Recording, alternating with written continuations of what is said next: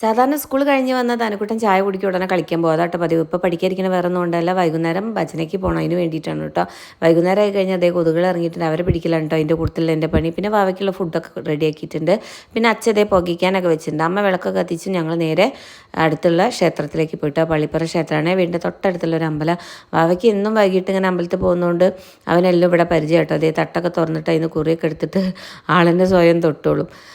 രാവിലെയും വൈകിട്ടൊക്കെ ഇവിടെ ഇതേപോലെ നല്ല പാട്ട് വെക്കും, അതേപോലെ വെടിയൊക്കെ പിടിക്കും. നല്ല രസമാട്ടോ ഈ ഒരു മാസം അങ്ങോട്ട് 41 ദിവസം, അതൊരു രസമുള്ള കാലമാണ്.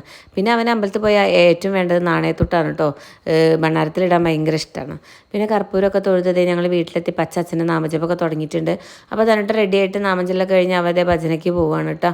അവ ലക്കി ബേബി തേരെ ഏട്ടന് ടാറ്റയൊക്കെ കൊടുത്ത് പറഞ്ഞയക്കുക. അത് കഴിഞ്ഞാൽ ലളിതാ സഹസ്രനാമം ഞങ്ങൾ വായിക്കും. വാവ അടുത്തിരുന്ന് ഇങ്ങനെ കളിക്കും കേട്ടോ. ഇതാണ് കേട്ടോ ഇപ്പോൾ എല്ലാ ദിവസവും വൈകുന്നേരമുള്ള പതിവ്.